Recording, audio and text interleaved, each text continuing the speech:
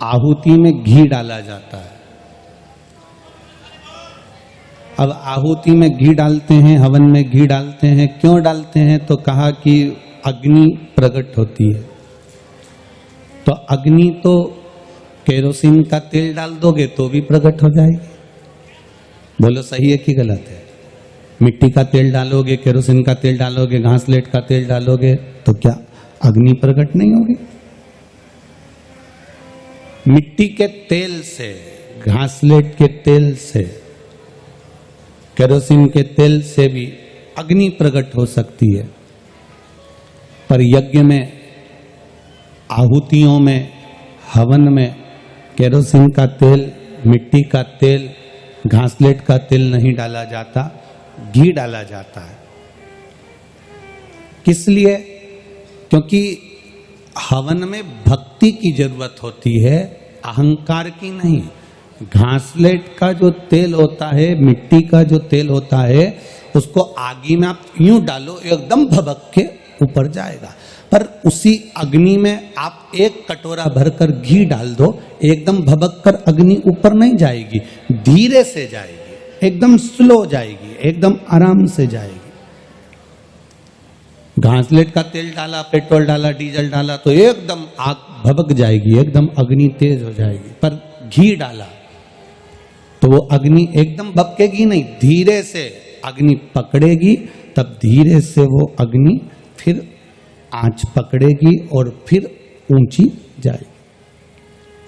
उसी तरह अहंकार व्यक्ति का तुरंत भभक जाता है, अभिमान व्यक्ति का तुरंत, जैसे पेट्रोल डाला, डीजल डाला, घासलेट, केरोसिन तेल डाला और अग्नि प्रगटी, एकदम आग भभक गई, एकदम आग तेज हो गई।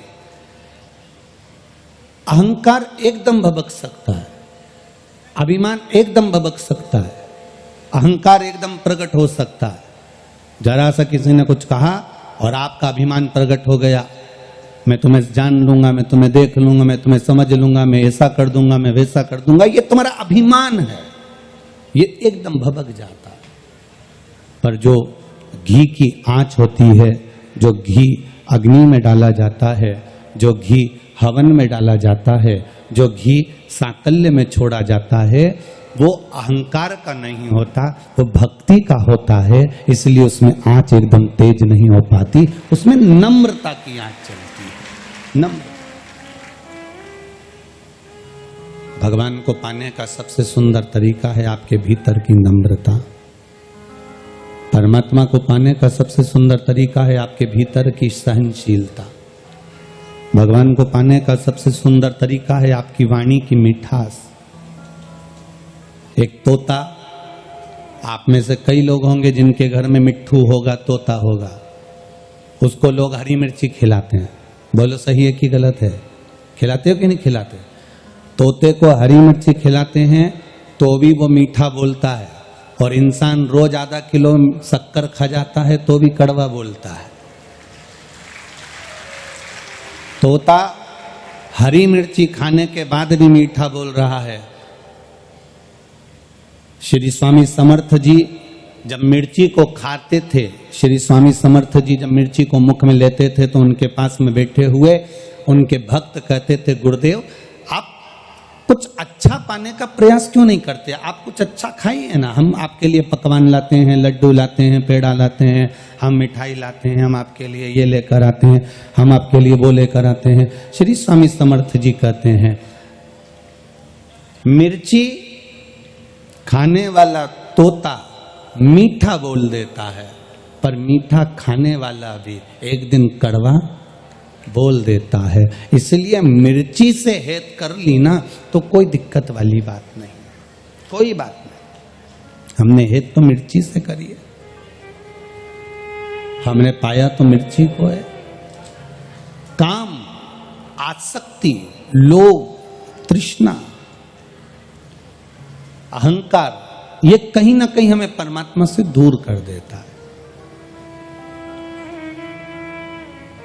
तन को धोने के कितने सारे साबुन मिलते हैं भाई, जरा विचार करिएगा। एक से बढ़कर एक साबुन, बाजार में चले जाओ, बहुत जोरदार जोरदार साबुनों का नाम आपको मिल जाएगा। साहब ये वाली कंपनी का है, साहब गोदरेज का है, साहब पेयर्स है, साहब लक्स का है, साहब लाइफ बाई का है, साहब ये वाला है, साहब ब्रिज का है, साहब ये है, साहब वो है, कहीं मोती का है, कहीं इसका है, कहीं उसका है।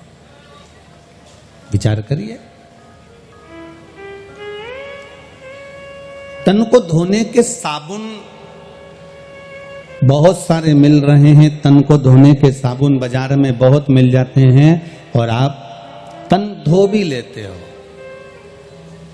पर आज तक ऐसी कोई दुकान नहीं मिली जहां पर मन को धोने का साबुन मिलता हो, जहां से हम साबुन खरीद लाएं और अपने मन को धो।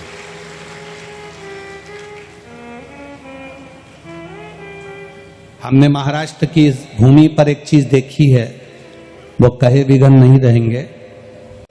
महाराष्ट्र के लोग क्या करते हैं, जब बर्तन बहुत काला हो जाता है, मांज कर देख लिया कि बहुत काला हो गया,